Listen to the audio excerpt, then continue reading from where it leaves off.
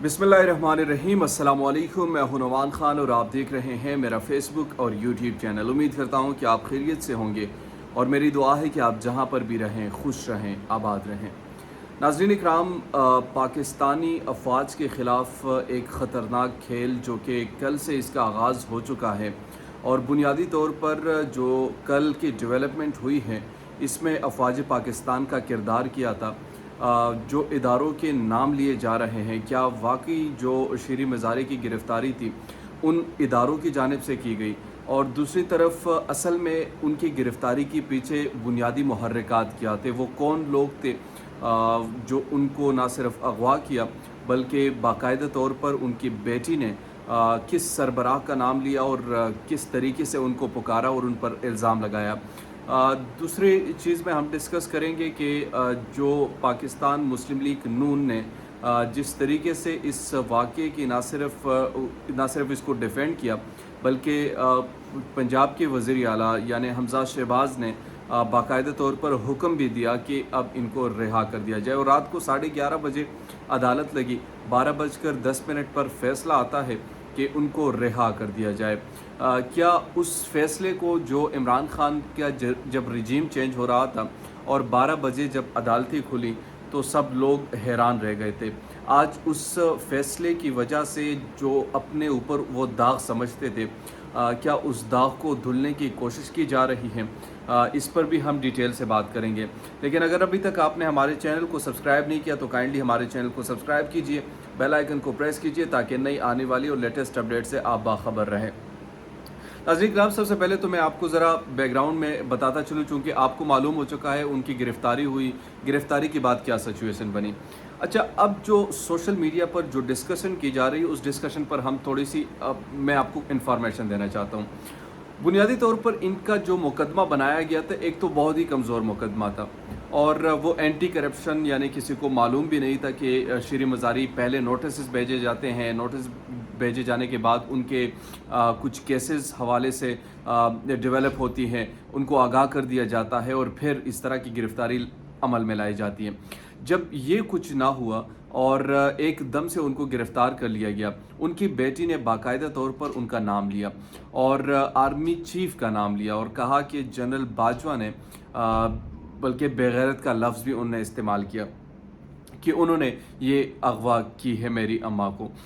ईमान मज़ारी का बुनियादी तौर पर यह कहना था।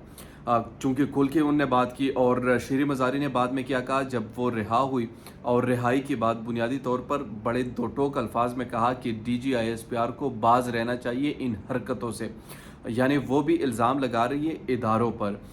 डॉक्टर शीरी मज़ारी और ईमान मज़ारी ये दोनों इल्ज़ाम इस वक्त इदारों पर लगा रही हैं और वो ये कहते नज़र आते हैं कि बुनियादी तौर पर ये जो गिरफ़्तारी हुई और इसमें इदारों का हाथ था। अब दूसरी चीज़ पर आते हैं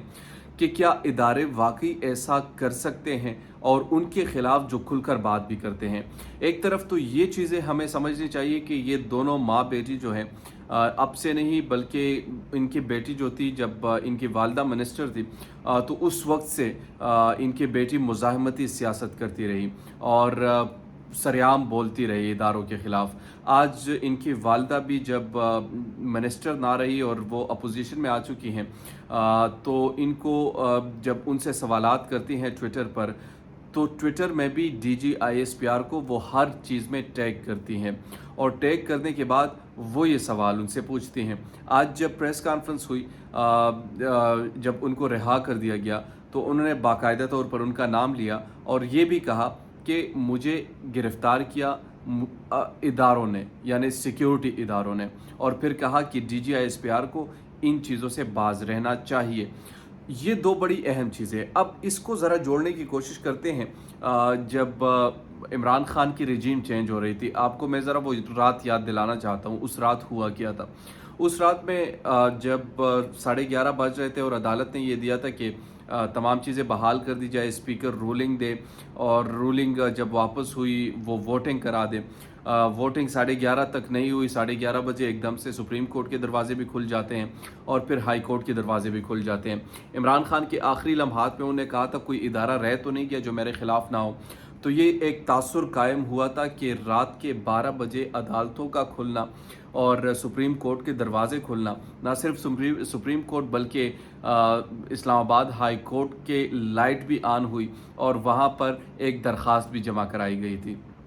تو پاکستان تحریک انصاف نے اس کو بڑا اپنا مضبوط کیس بنایا تھا اور کہا تھا کہ رات کے 12 بجے ان کا کیس بھی ایکسیپٹ ہو جاتا ہے، جبکہ ہم کوئی کیس داخل کرتے ہیں تو کوئی کیس ہی ایکسیپٹ نہیں ہوتا۔ تو اس وقت یہ تمام چیزیں فیل کر رہی تھی عوام۔ اب جب دوبارہ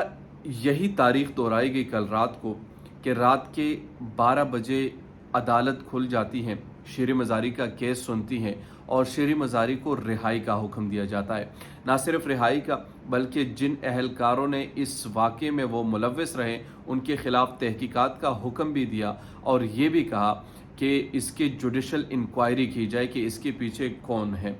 اب دو چیزیں یہاں پر میں آپ کے سامنے رکھنا چاہتا ہوں۔ پہلی چیز تو یہ کہ کیا عدالت جو ہے جو اپنے اوپر ایک داغ میرے نظر میں وہ محسوس کر رہی ہے کہ ہم نے اس رات کو جو کیا تھا اور قوم نے بھی دیکھ لیا تھا۔ ایک اعتماد ہوتا ہے انسان کا اداروں پر، تو وہ اداروں میں اگر نہ رہے تو پھر وہ تاثر قائم نہیں رہتا۔ تو شاید وہ ادارے جو ہیں وہ اس وقت اس